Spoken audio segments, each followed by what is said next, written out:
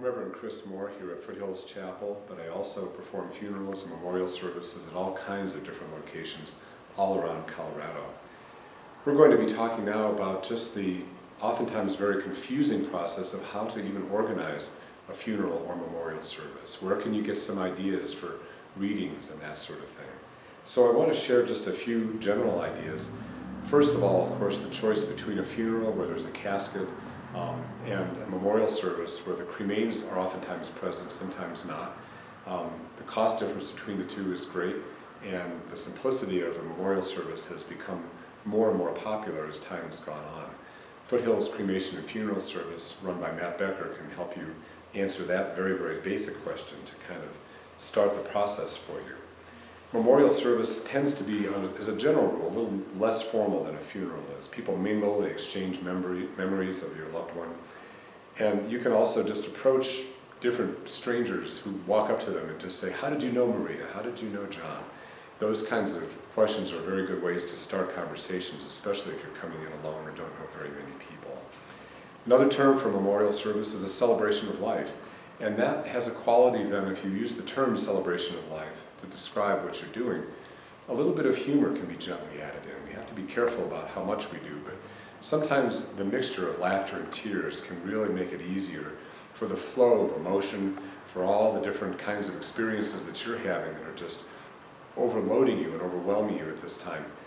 Then that less formal approach that a celebration of life has to offer is oftentimes what people would prefer to have as well. Just a little bit about myself as a minister. I've performed about 6,000 wedding ceremonies in my life, and probably 500 or 600 funerals and memorial services. I performed services for military with full 21-gun salutes at Fort Logan Cemetery and other places. I have also performed on the side of mountains, and I've scattered ashes up there. I have performed funerals and memorial services for victims of suicide, people who have been involved with alcoholism, drug abuse, the death of children, murder victims. I've helped people through very, very difficult funerals and memorial services. I think it's important to have somebody on your side who's just there to help you and support you and just kind of guide you gently through the process of preparing something. I'd like to just ask some general questions. What are the kinds of general values that you have, that the deceased has, that we want to have reflected in the service? And I want to get to know that person personally in a very big way. I think probably 2/3 of the time that I spend talking to the loved ones of the deceased, whether it just be the spouse or it could be the spouse and several children or other family members and friends, we just talk about that person so that I feel like I know them and I can talk about them with a sense by the time it's over that hopefully I'll wish that I'd gotten to know that person because I get to know something about them through you and through the other people. I also, in my personal life, I enjoy mountain climbing.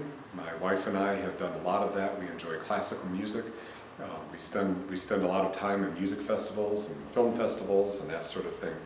So we enjoy our lives immensely together, and I always like to find what brought joy to the deceased, what brings joy to you, and bring that into the ceremony as well. Because the heart and soul of somebody, you really get to know somebody well when you know what it is that they love the most as well.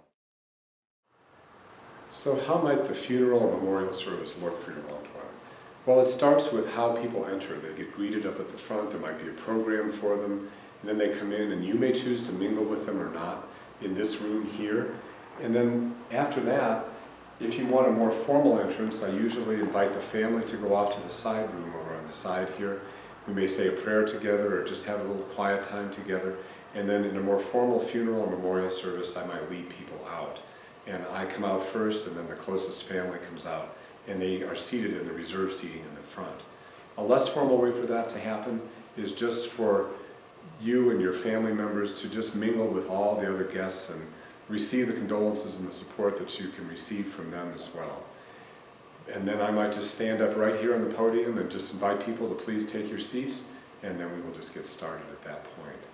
Sometimes in a funeral or memorial service, there's background music playing, or even we might have a slideshow or some kind of movie or something, a DVD playing, that tells us a little bit about the deceased. People might be hanging around up here on the altar looking at pictures. and perhaps paying their final respects at a visitation with an open casket, if that's what you choose to do as well. Once everybody's seated, then I usually start with a service that is a good reflection of the true religious and spiritual values of the person who's deceased and of you and of the close family. And try to find something that makes everybody feel welcome. Even if the people are not extremely religious, a very simple reading from Psalm 23, the Lord is my shepherd, there is nothing I shall want. Nice things like that, or the Lord's Prayer, our Father who art in heaven. These can provide consolation for those in the audience and the guests who might have a more religious bent. But we also, for people who are not particularly religious, make sure that we are talking mostly about the deceased, about how that person touched our hearts, changed our lives, what that person did in their lives that's really important and really meaningful, and get down to the core of what's really important in life and really talk about that. And so that is also a very, very important part. And how we balance those two elements is something that we talk about ahead of time together. So in the beginning, I might have a simple reading or a simple prayer, and then we have a kind of a gathering section where we have our little celebration of life. I welcome people. I welcome all the family members, and I want, if possible, every single one of them individually by name, so that they get very special recognition. After a few words, then I might end with a little prayer or a reading or something like that, either from the Bible or just a poem or something that's meaningful to you and to the deceased. And then after that, oftentimes it's wonderful to have music. So for just a little while, we have a musical excerpt of a song that can be done live. You can have a live guitarist or harpist or organist or pianist, whatever you want, or just a CD of the music that the deceased really loved.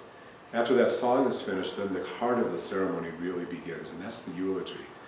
The eulogy is where, in a sense, we celebrate the things we most love about the person that we are gathered together to celebrate their lives. And that can be done just by me. Usually the spouse and oftentimes the children are unable to speak on that day. And that doesn't surprise me. I can read on their behalf, on your behalf. And if you want to try to come up and read or say something, you're welcome to do that as well. And I'll be right behind you and ready to take over if necessary. After the eulogy is finished and I say a few words about that person and other people come up and say a few words, then the next thing that happens is perhaps another song. So we just sit and we just have some more quiet time. We just have a chance to just kind of contemplate what we just heard and how these things remind us of the things we most love about the person who's passed away. After the song is finished, then I have a few final remarks, perhaps another prayer, perhaps another reading. And I really, largely in that final part, encourage people to support one another, to really make a point of calling the spouse of the deceased, of calling the kids, saying, hey, how are you doing? Let's go out for a beer, let's go out for a cup of coffee. Just to encourage that people stay together and support each other and help each other, and to be patient with each other during this time of grief and sadness, because we can't really predict how we're going to grieve the loss of somebody. There's no book, there's books out there, but they don't tell you what's going to happen in advance, because you are a unique individual.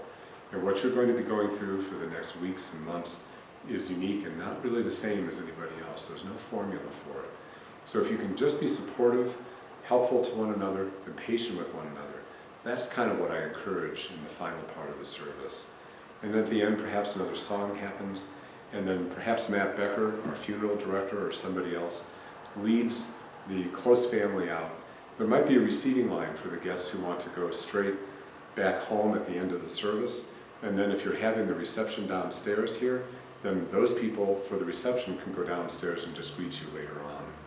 That might just give you just a general idea of how things go in a service. A few other tips to help make this difficult time just a little bit easier. First of all, be sure that you're getting help. Be sure you have somebody who's kind of emceeing things, whether that be a minister, a priest, a rabbi that you know. It could be me. It could be somebody that's just there to sort of be a strong hand to help guide you in a way that's respectful of your wishes as well. Delegate some of the work. I know that many of us like to take on all the details. This is a good time to let other people take care of the details, so you can think about the big picture and just be present for that. And be present for the love and the care and the concern of the people that have taken time to come here to share this time with you. Do have a minister to help organize and MC your memorial service. We've had some here where the family just tries to do it on their own, and it's very stressful for them because they don't really know how to make it flow. It can still be completely and totally an expression of your wishes and your values, but it is important that you have somebody to help with that.